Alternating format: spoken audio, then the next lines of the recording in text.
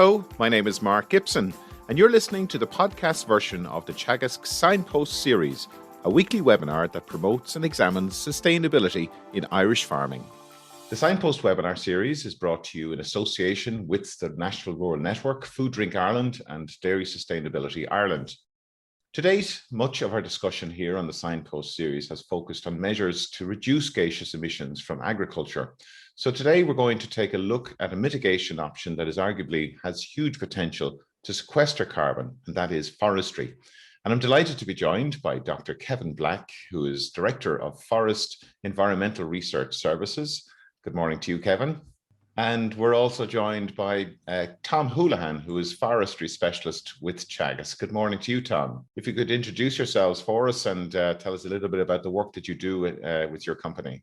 Well, thank you, Mark. I've been involved in carbon research and forestry for over 20 years now, and I set up FERS about 16 years ago, and we specialize in environmental aspects of forestry and particularly carbon. So I do work on the greenhouse gas inventory, policy support to the department and the European Union. I've worked on carbon tax schemes for forestry for national systems, carbon trading systems and things like that. And thanks again for inviting me to speak today. Well, it's good to have you joining us today, Kevin. And Tom, could you tell us a bit about the work that you're doing in Teagasc? You're based in Kerry this morning. I work as a forestry specialist with Teagasc. So my work involves linking with research and advisory, and I suppose being a bridge between the two. Definitely working with and supporting my Teagasc forestry advisory colleagues, and also wider colleagues across the Teagasc organisation. And we would have also many external linkages and collaborations, which are very valuable. And also part of my role is to promote forestry in appropriate circumstances. And today you're going to be talking to us about a new tool that's available for the sector. Could you give us an overview of that? Yeah, it was launched by Minister of State Pippa Hackett in January. So it's called the Forest Carbon Tool. And again, I will explain a bit on the background in the presentation, but we've collaborated with FERS and it's developed with support from the Department of Agriculture, Food and the Marine to give indicative carbon figures for different forest scenarios, particularly if people are looking at establishing new forest. And this is going to become really important, particularly in the context of potential increases in carbon, the price of carbon and sequestration, that farmers or forestry owners could use that carbon or that there will be a value attached to it. Yes, I think it's something that certainly will be looked at, and it has been raised as a possible option, looking at can there be a value in the carbon? But again, it's a policy decision that will need to be looked at, but certainly maybe it's timely to consider it as an option. Okay, we'll hand over to you, so Tom. I'll give a brief introduction and look at forest mitigation pathways. Then I'll be handing over to Kevin, who will look at a number of areas around the forest carbon tool. Firstly, the afforestation scenarios, which are important up to mid-century, and specifically with the tool concepts, the assumptions, the background system boundaries and methods, validation, which is important, and also some results. I will come back in then and, as I say, look at using the forest carbon tool and a couple of take-home points. So that's the outline. To set the scene, and we are aware from many informative presentations in this series of major climate challenges, and future afforestation has a highly significant role to play. And a further important message is that climate change is not the only reason for sustainably expanding our forest resource, and in so doing delivering benefits. So I think there's a clear and ongoing need for a balanced approach between sustainable wood production and realizing the social and environmental roles that are underpinned by sustainable management in new and existing forests. And I think another important point is that all forest types, be they conifer, broadleaf and mixed forests, have an important role to play in contributing to the range of services that I outlined. While there are increased ambitions to plant more native forests and diverse species, productive conifers are and they will be required to meet a strong underlying demand for new homes and for other important future uses. And I think a recent UK Timber Trade Federation webinar has predicted tight timber demands in 2021, with predicted demand outstripping supply for some years to come. So achieving this balance is very important. And looking at forest level, carbon balances are based on net carbon emissions or removals from 5 forest carbon pools. And these pools are simply reservoirs of carbon. And we get fluxes, which are carbon transfers from one pool to another. So looking at these pools, we've got the above ground biomass pool, below ground biomass. We've got the litter pool, which is on we call the forest floor, soil carbon pool, and deadwood, which is an important component in the process as well. And carbon dioxide is taken out of the atmosphere and is sequestered. In other words, it's taken up by the trees during photosynthesis with a corresponding release of oxygen. And the rate of uptake is affected by many factors, as we might see. We also get long-term allocation of carbon into above and below ground forest biomass, and we get turnover of biomass into the soils and dead organic matter. So a lot of interchanges there. We can get a loss of carbon as a result of respiration by trees, both above and below ground, and decomposition or oxidation of soil organic matter. So they are complex processes. And if carbon uptake exceeds loss, the forest is a sink. And conversely, if the loss exceeds uptake, the forest could be a source. So the final output is the sum of these stock changes. And in the previous slide, we looked at the sequestration in the growing forest and the carbon pools involved. The long-term storage of carbon in harvested wood products represents a well-recognized and a very important pool outside of the forest. And we use the abbreviation HWP for harvested wood products, and optimizing long-lived products is important. Substitution of fossil fuels with wood energy from sustainably managed forests is a further carbon mitigation opportunity. And there are good examples around the country of significant fossil fuel displacement. So these are the 3 pathways included in the forest carbon tool, which we'll be looking at. And just to mention, a further area receiving much international attention, but not in the current system boundary, is the substitution of wood products for energy-intensive materials such as concrete and steel. And perhaps the ultimate example is called Mie Starnet in Norway at over 85 meters, the world's largest or the tallest timber building.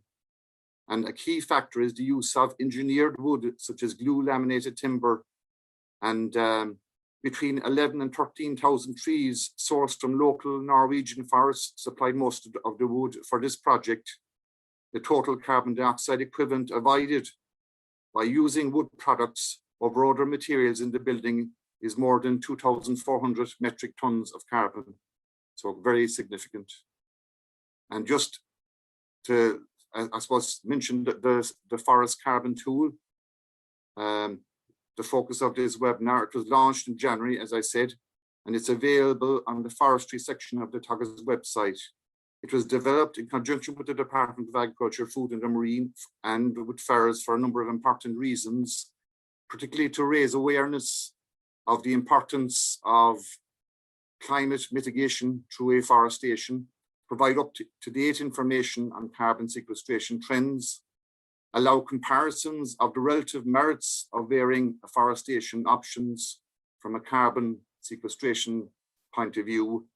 And I suppose just to say that this tool is for the purposes that I have outlined in the slide and not intended to provide absolute data on any particular forest carbon valuations or trading platforms at this stage. I'll stop sharing now and hand you over to Kevin, who will take up from here. I'm just going to go through the concepts and the methodologies behind the forest carbon tool, and just talk about some of the how we could interpret the results and looking at the different mitigation options and pathways. So I mean, just to set the scene, we speak about the importance of afforestation, but it's by far the largest land-based mitigation option in Ireland particularly. And it's the main contributor to reaching our 26 million tonne target under the EU effort sharing agreement 2021 to 2030. Now, this is highly dependent on a number of factors, but the afforestation rate is a large driver on the extent of this sink. And you can see in the graphic shown below there on the effect of the projected forest sink going up to 2050 based on different afforestation rates. And as you can see, it's very important to have forestation rates exceeding the national target of 8,000 hectares to get a substantial forest sink. And at rates below 3,500 hectares per year, we're looking at nearly becoming a carbon neutral system in the future. So it's very important to sustain this, but there are other ways to do this, is to enhance your mitigation through afforestation using different options such as species, the productivity of species, the wood flow of carbon into the harvested wood product pool, as Tom outlined, avoiding deforestation, and of course, sustainable forest management. So that's just by way of introduction, but now I'm going to go into some of the concepts. And it's very important to remember that afforestation is a once-off mitigation option, okay? And it's not permanent unless the forests are managed sustainably. So once you afforest, you're nearly locked in to continue afforesting, managing the forest in a sustainable way into the future. Otherwise, the carbon you save in this once-off step is lost, okay? And when we start looking at comparison of carbon sequestration options, they vary considerably over time and space. So we need to compare like with like, and this is a major challenge. But what we've done in the tool, we've used two concepts, which we talk about the cap value and the mean annual sequestration value. And just to demonstrate this, what we have in the two graphics is the cumulative carbon removals by the forest, the harvested wood product, the dead organic matter pool, which is the biomass, litter and soils, and the product substitution into energy over time, over two rotations. And what you can see, the forest sink slowly increases, the blue bars increase over time until you start harvesting, and then you lose carbon at that point. Some of the carbon is transferred to the other pools, and after the first rotation, you get this big loss in carbon, which builds up again. So essentially, that once-off carbon removal is what we call the cap, and it's the maximum potential of carbon that can be removed in the long term. That generally stays at steady state after 2 or 3 rotations, and we use this to make a comparison across different species.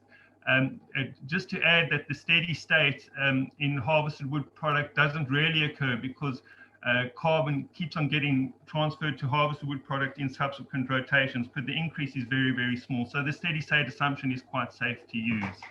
So we use this cap value to look at the once-off long-term sequestration value. You could look at it as the long-term potential, and then we look at the mean annual sequestration rate over time, and this gives you an idea on the speed at which a forest takes up carbon, okay? So generally speaking, what happens is as the rotation length of a forest increases, the cap value is higher. But generally speaking, the average annual sequestration rate is lower. So in the two examples here, we have a highly productive conifer, well, a productive conifer site, Sitka spruce, and you can see it's got a lower cap value, but it's got a higher average annual sequestration rate. In contrast, if you look at oak, it's much slower, but it has a higher cap value over time because of the longer rotations. The other very important concept to remember is the trade-off between how you store the carbon and the pathway that you choose for the mitigation options. The complex diagram just showing the transfers of carbons between the forest and the harvested wood product pools under two scenarios.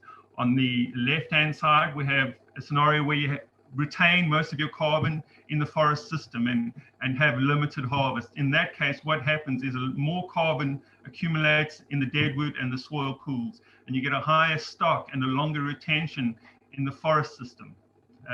In the other situation where you have maybe perhaps a highly productive forest with a high inflow of carbon into the harvested wood product, you get a diversion into the harvested wood product, a higher decomposition loss from the forest itself. And so what that results is you have a low carbon stock in the forest, but continued sequestration in the harvested wood product pool. So the important thing is that the forest is more resilient at storing carbon than other pathways. But in order to get a sustainable capture of carbon, harvest wood product also has a very important role. And you'll see the trade-offs when you start looking at some of the results. And just some quick assumptions, and I'm going to go through this quite quickly, but the assumptions are based on fixed management assumptions. So we have chosen a range of species, hill classes, and management regimes, and the results only apply to these assumptions. If you change it, the results, you can't use other assumptions and apply the results to that. That's a very important thing to do, to remember. There are some categories that we've done some work on that are still subject to high uncertainty, particularly the agroforestry and native woodland scheme. We lack the models, the really robust models to do this. You must also remember, and as I mentioned earlier, afforestation is assumed to be permanent under this scenario. So no deforestation is assumed to happen, and the same management is assumed to happen in perpetuity.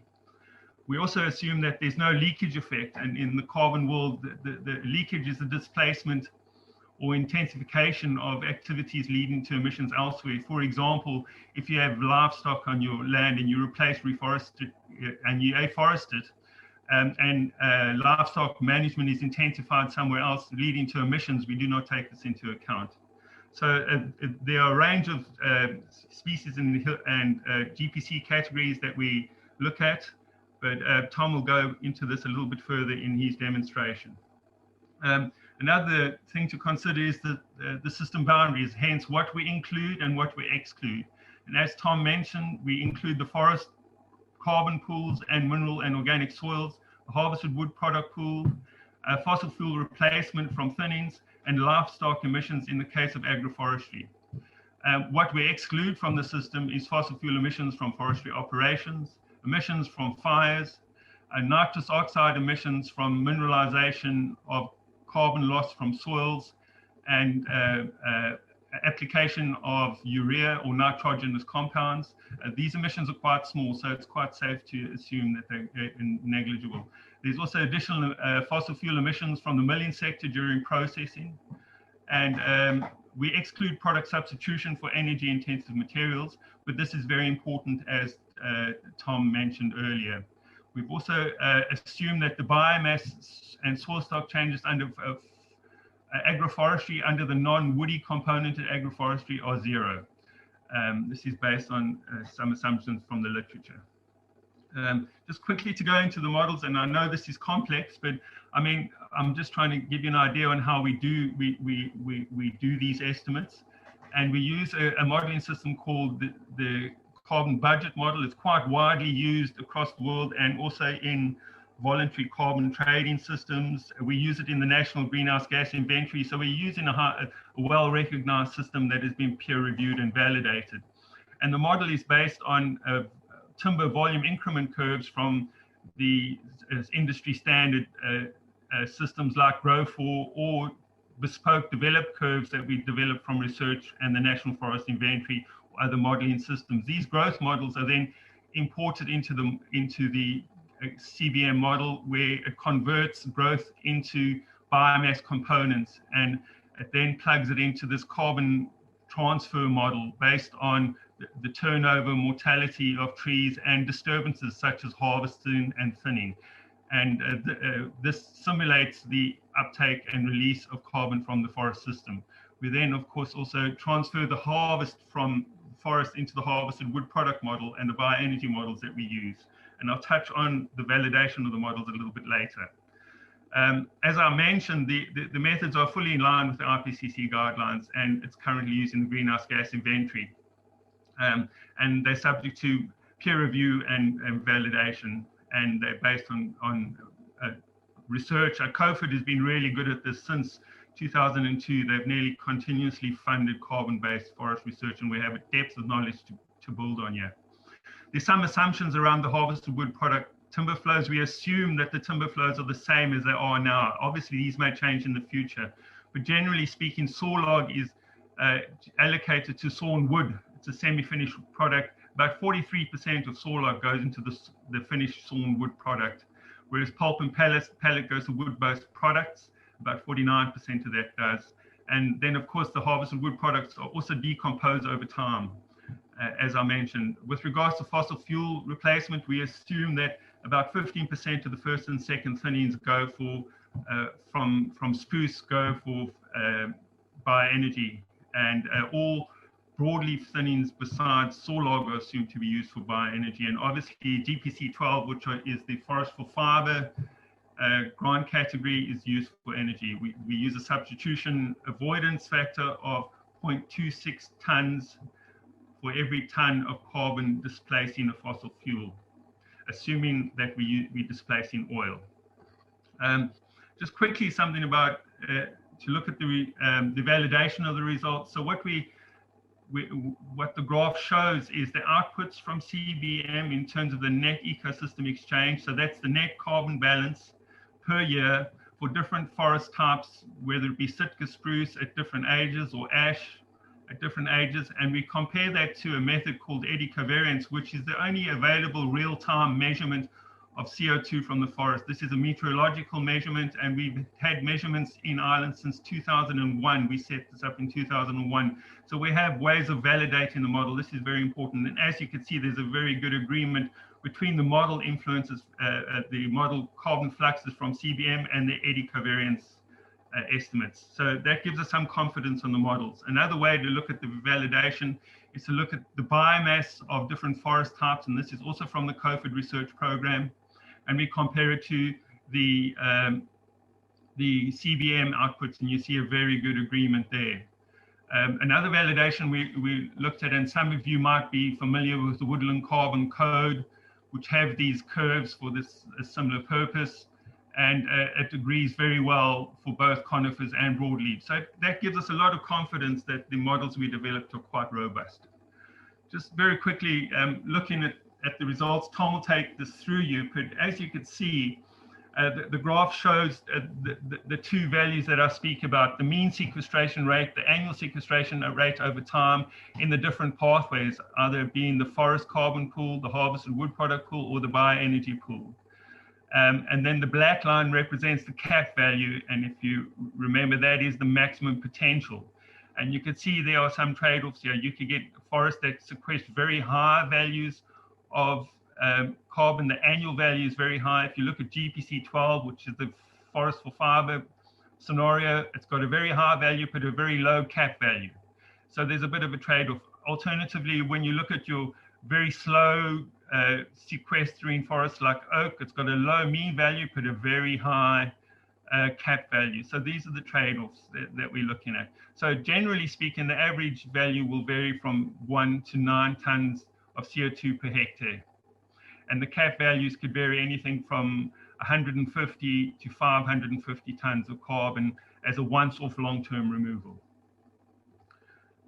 So in summary, under the scenarios that we looked at, which represent most of the forest types that we're currently planting, the mean sequestration ranges from 1 to 9 tons of carbon per hectare.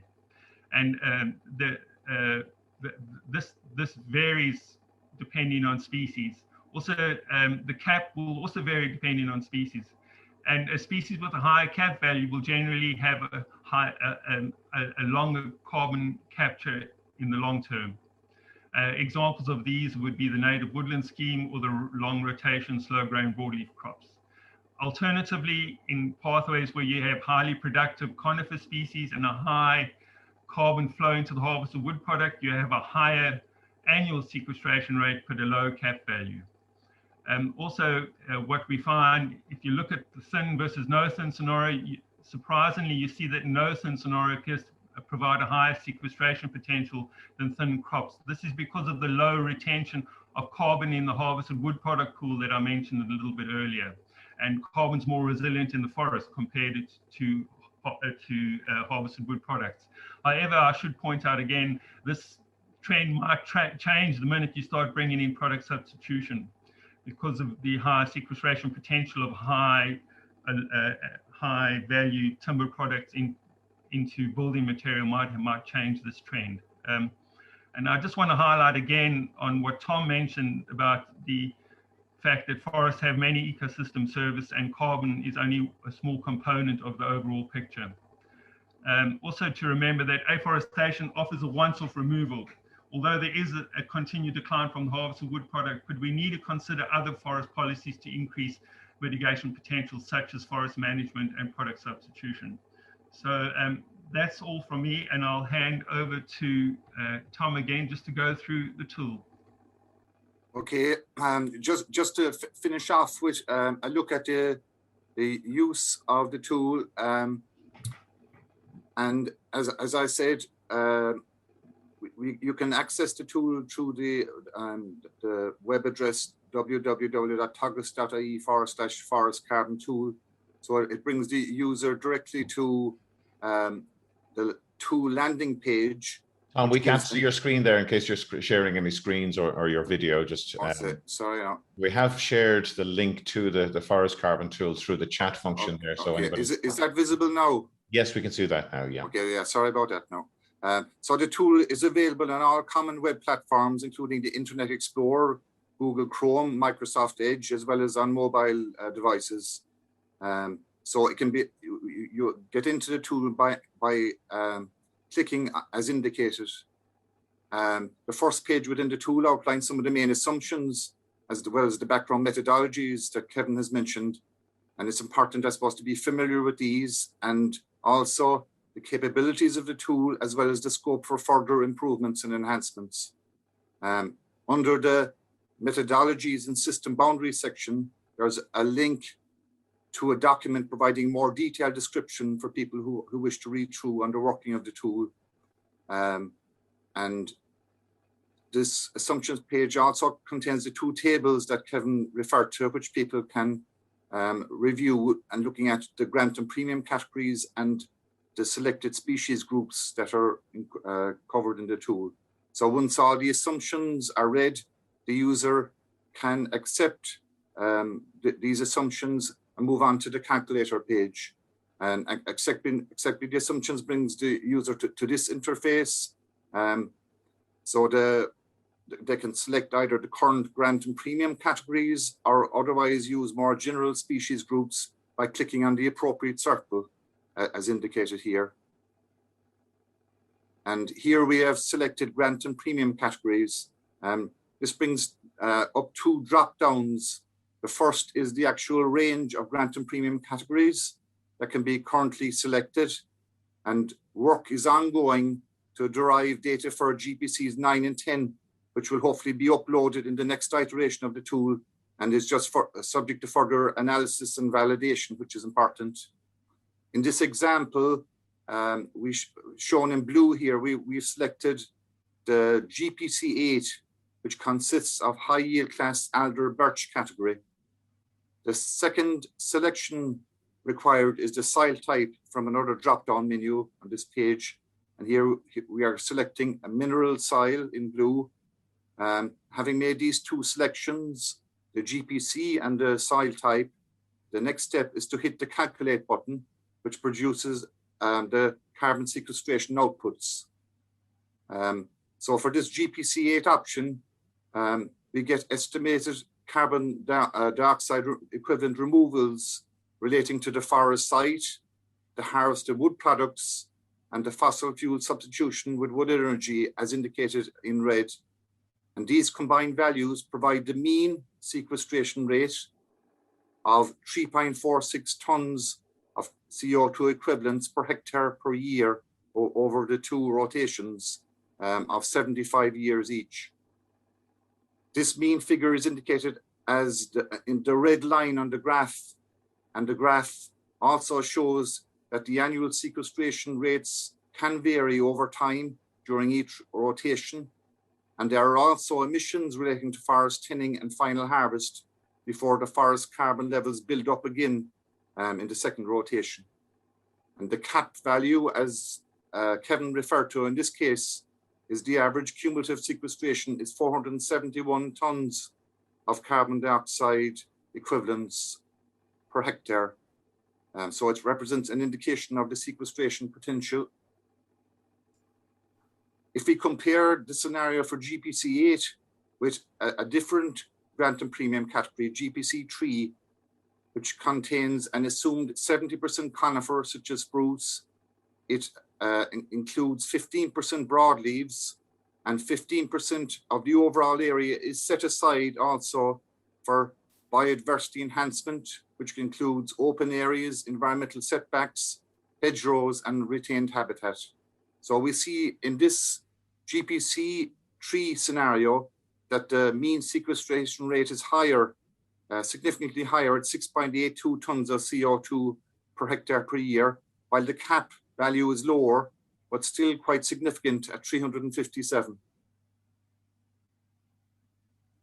There's one other option that I would mention, given the time constraints, GPC 11, which incorporates the agroforestry option, which can include what we call silvopastoral systems. These combine widely spaced trees with the capacity for livestock grazing in between. And in this agroforestry scenario, the appropriate soil type is mineral, and the user has two additional drop-down selections.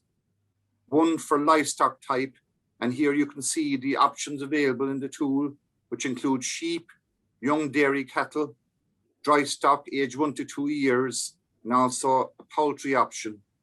And I have also indicated here the assumed emissions per head for each livestock type, and in parentheses, the range of units that may be selected for each livestock type. And the obvious references are also there. So in this example, we select agroforestry with sheep at a stocking of 12 head per hectare as the option. And again, we can hit the calculate button.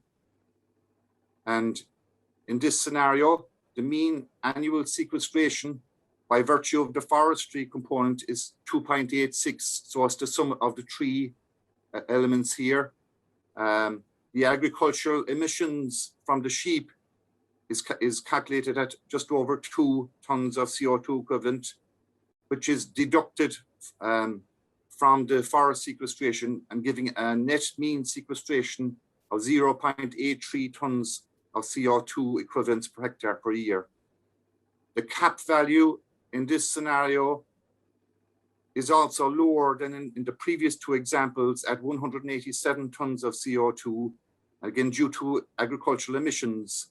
So in the absence of livestock, it would be up at around 340. And finally, just to note that the outputs from all scenarios that are run using either GPCs or species groups from the table 2 can be converted to a PDF using this button and either downloaded or printed off. So just to finish, we've discussed a range of areas this morning, and I will leave you with 3 final take-home messages. Firstly, that new planting can have a very significant role in addressing our need for climate change mitigation and moving towards achieving our challenging planting target is needed if we wish to achieve a strong carbon sink. A second point is that a range of forest types and approaches are necessary and can deliver a different range of ecosystem services, which will be dependent on owners' objectives as well as the forest type and management. So we encourage the use of the forest carbon tool as a support mechanism to partly inform at least decision making. And finally, I would reiterate that the future potential of substituting energy intensive materials, for example, concrete and steel, with sustainable wood products, and the benefits of building this into the future of our ambitions is very important. So I'll stop sharing that and thank you for your attention. Thank you, Tom, and thank you, Kevin, for a really excellent presentation. And you took a deep dive there in a few of the areas. And I suppose we have a couple of questions coming in from our audience just around the whole difference between cap and sequestration rate. And maybe could we just synopsize that for ourselves before we go any further, just to have it clear in our minds, the difference there, and also is it a standard amount of rotations that are used when calculating the cap? So maybe Kevin, you'd like to take that one. Yeah. So as I mentioned, the cap is calculated when the forest reaches steady state. And generally speaking, after 2 or 3 rotations, you've hit the steady state, which means the forest won't sequester any more after that. So the cap value is calculated as the cumulative average. So the cumulative sum of the removals over the period is the cap value.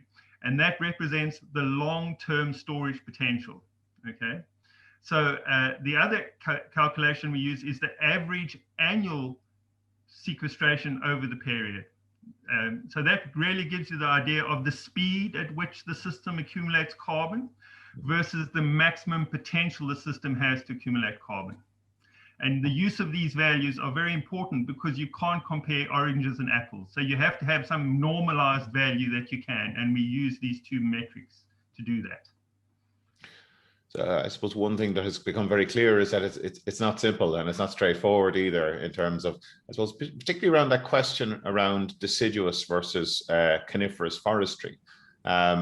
Would you care to comment on that? I know that in Europe, generally, I think there's a higher tree coverage in other European countries compared to Ireland. Is there a plan or a roadmap that you think we should be pursuing to get that right balance between deciduous and coniferous forestry? Go ahead, Kevin. I suppose it's as I said earlier on, it's achieving a balance. And what I said is we need all these systems in place. We know that we'd say native woodland components and broadleaf components give us quite high biodiversity values, and they can give us a long-term hardwood resource. But also, as I pointed out, we're looking at a potential need in future years of up to 35,000 housing units per annum to build up to that. So I think we need all systems, and I don't see an either or. I see a strong need for both. That would be my strong view on it. Mm-hmm. Mm-hmm. Kevin? Yeah, perhaps I could just add to it. I mean, the old termage that foresters always talk about is the right species for the right site. And I mean, that should be the overriding principle. This is only a decision tool. It's to assist you in making decisions. And I would agree 100% with Tom. A good mixture is what's required to fulfill all the needs and services that forestry provides. And in many cases, Mark, in engaging with forest owners, as my colleagues and myself would have been doing, we see that if you go around the country, that quite a lot of owners have actually mixed forests, or they have an area of conifer, which will give the economic return, but a lot of them have a big interest also in putting in some native woodland and having a nice mix even within individual forests, as well as at a broader level. Kevin, from your perspective, you're aware of the level of planting that's happening in the country at the moment is generally low. How can this be improved, these rates, in your view? I suppose you could get incentive through policy. And I do notice that there's a tremendous interest from the public themselves now are prepared to invest in forestry just for the carbon capture, the biodiversity value. So the policy incentives are quite hard to drive because, as you know, they compete with other policies, particularly around land use. So it gets quite complicated. And also given that all the environmental constraints, it's very hard to hit these targets. So there are perhaps incentives that can be done, additional financial incentives perhaps for carbon could incentivize this, and other policy measures. I know under the EU strategy, climate change strategy, they have a pillar now where what they call carbon farming and some kind of monetary system payment for this. So that's a good incentive. But it's very difficult to do against all the other land uses options that farmers have. If I could just add to that, Mark, as well, I know a lot of viewers would be aware, like there is a licensing challenge there at the moment. So part of the needs and the urgent need is to have a continuous flow of licensing, whether it is afforestation, roading, or the felling to sustain our industry. So that is really critical, and it is being addressed by Project Woodland. So the expectation would be that that there will be a quick alleviation while still, I suppose, ensuring due process. And I also think that it's very important to support and maybe re-engage landowners and just to show them that, you know, forestry can be a very complementary land use. And Teagasc and other stakeholders would have very good case studies of owners who have come through the farm forestry enterprise and have had very good outcomes.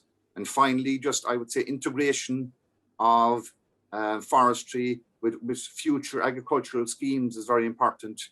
For example, in agri-environmental schemes where maybe an owner could have an option of transferring an area or a parcel of land over to forestry without any penalty.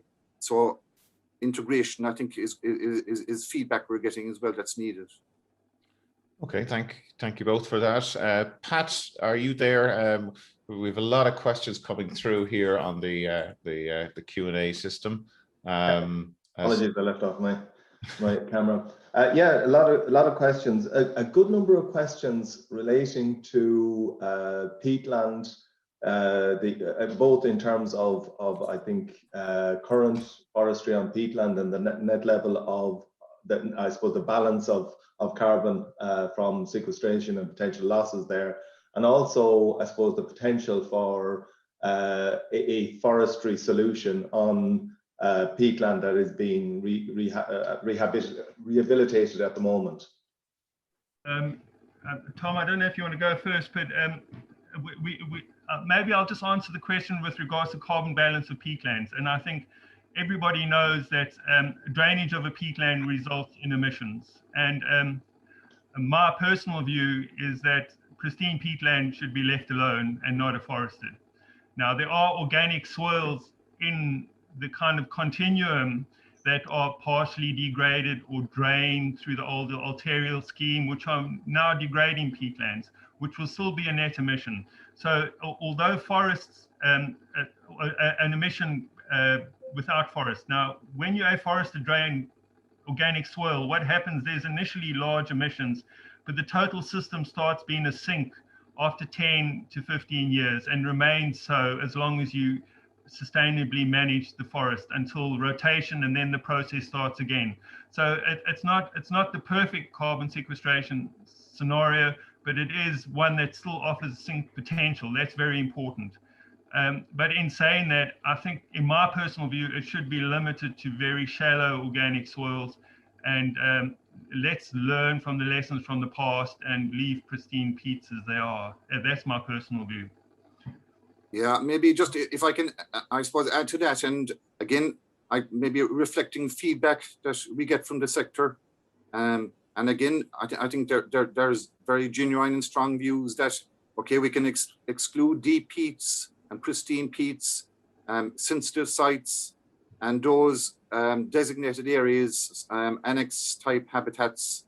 And I think if you look at the land types for afforestation, there's a different, I think 11 different types, land types described in that as unsuitable for forestry. But we do get feedback that there are sites that can be productive for tree growth and maybe merit consideration.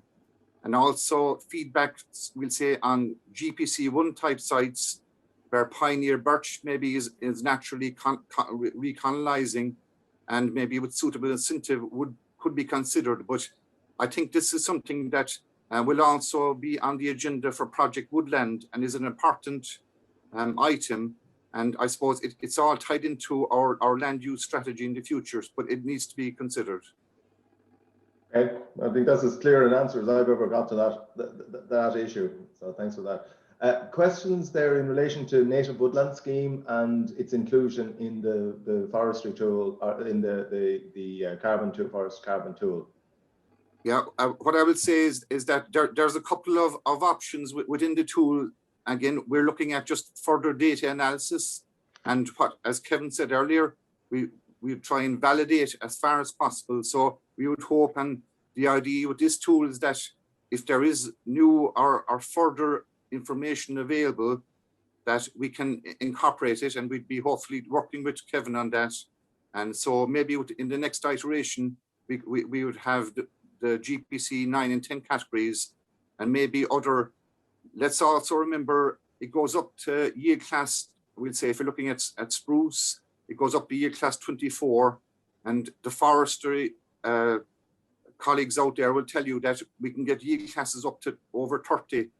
And in the same way with broadleaves, it goes up to yield class 6 at the moment for the slower growing broadleaves. They can go higher, and also for the faster growing. So as more information comes available, we'd hope to have further enhancements built into the tool. Yeah, and in relation to further enhancements, there's a couple of queries there around the, I suppose, the international, or the certification of the tool to international carbon accreditation standards, and then on top of that, then the possible movement or the possible role of the tool in carbon accounting when there may be credits given or income to be earned in relation to carbon. Yeah, I'll take, I'm sure Tom will also respond. It's important to know that the tool only provides priori estimates of the carbon captured by forests. So the science is quite robust, and in fact the same approach is used for other international carbon trading schemes that actually use CBM. So it's not the science that's the limiting factor. The issue is the setup of the standard for carbon trading. There are a lot of other issues to consider, and I think I'm just going to highlight 3 for you. The first one is materiality, and this is what they refer to as the realness of your capture. So as a project that's registered for carbon trading, you have to show that you actually take in that amount. So every 10 or 5 years, you have to actively go to your forest, measure it, and prove that you've taken that amount. So that has to be included in the system. The second one is what they call offset title, and that's essentially undisputed proof of ownership.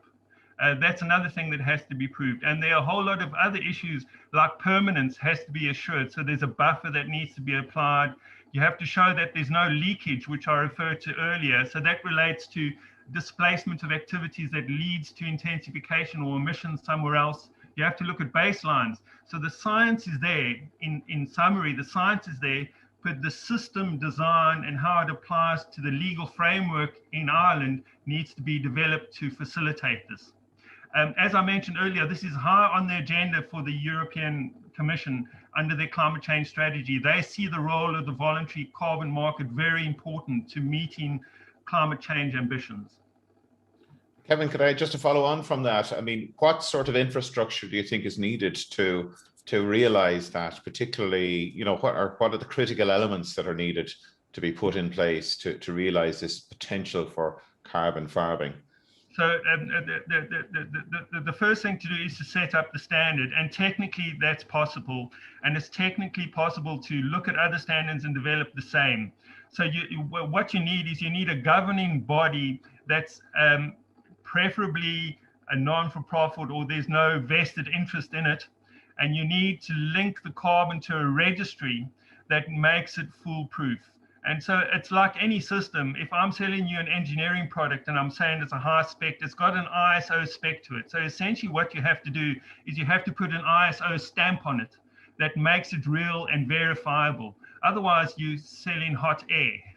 So you can't just say my forest sequesters X amount of carbon and try and ask for money. You have to prove that it does that, and it doesn't have any negative implications like environmental implications. This is why the licensing is so difficult. So because we have the licensing system that looks after the legal framework, that's all done for us. So we could piggyback on this and set the standard on the back of that. So I think it's doable. It's just a case of setting it up.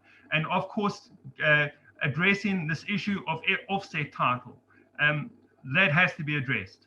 And maybe just to add there, Mark, that within Teagasc, we're involved in, it's a forestry extension network, and we've had contact with Scottish Forestry, who administer the Woodland Carbon Code, and they started out in 2007 in the development of the Woodland Carbon Code, and it took a number of years to put in place, and like I think they're looking at further additional options now.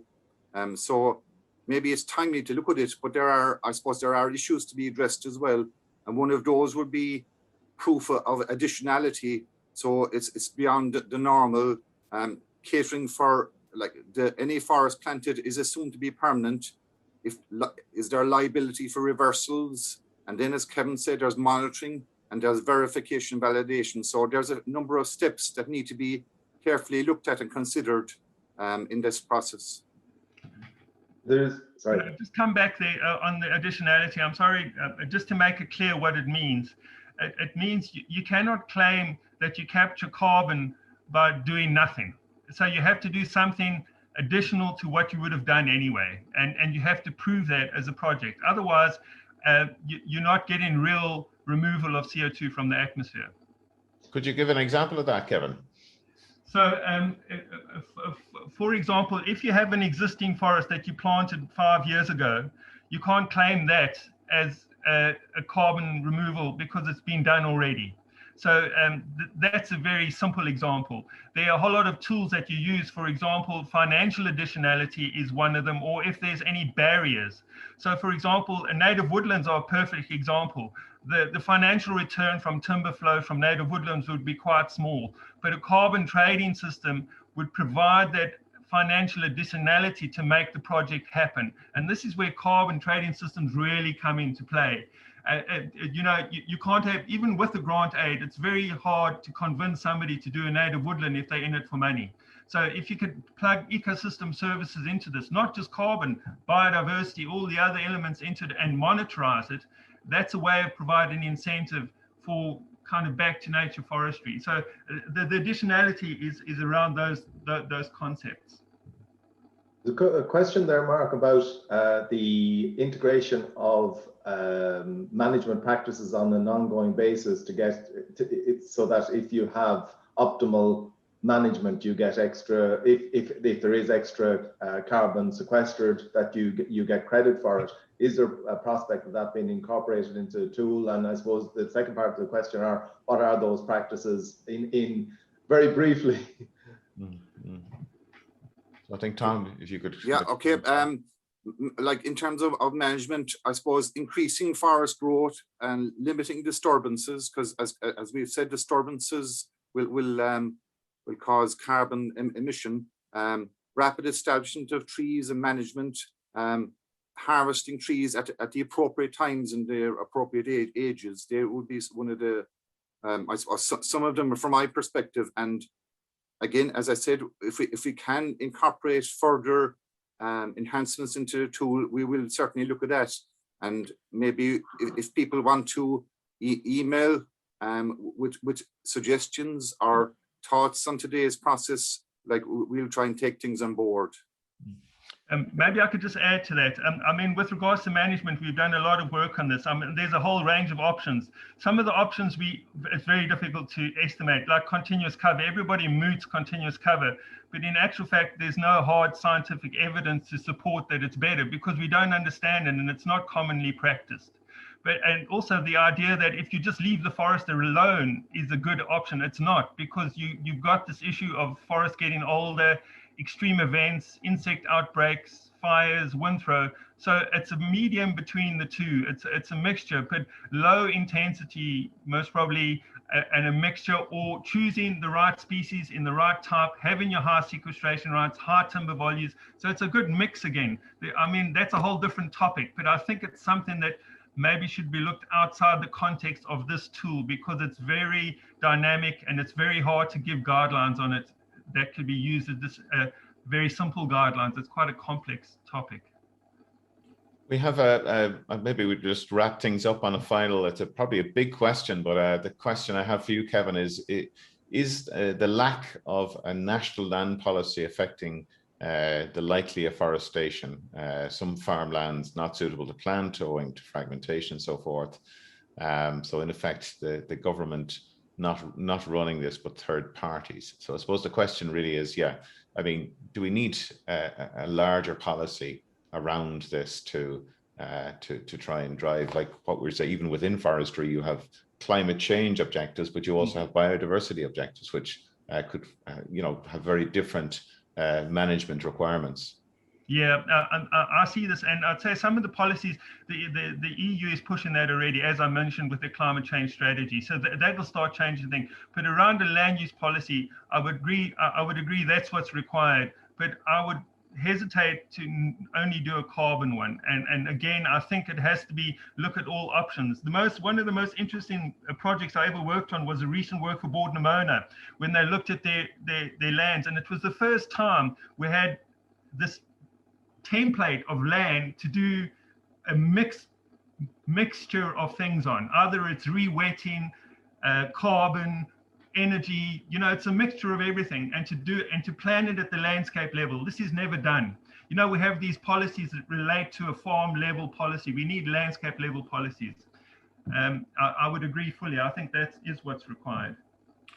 Okay, we're right out of time. Thank you both so much for your time and effort in your presentations, to Tom and to Kevin. Pat, thanks for helping with questions. Also, thanks to our production team, Andy Boland and Yvonne Maher.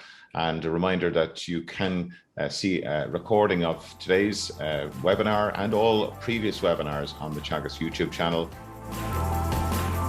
You've been listening to the podcast version of the Teagasc Signpost Series, the weekly webinar that promotes and examines sustainability in Irish farming. Don't forget to join us live every Friday morning for our latest webinar. For more, visit teagasc.ie. And you can also rate, review, and subscribe to the Signpost Series on Apple Podcasts, Spotify, or wherever you get your podcasts from. I'm Mark Gibson, and thanks for listening.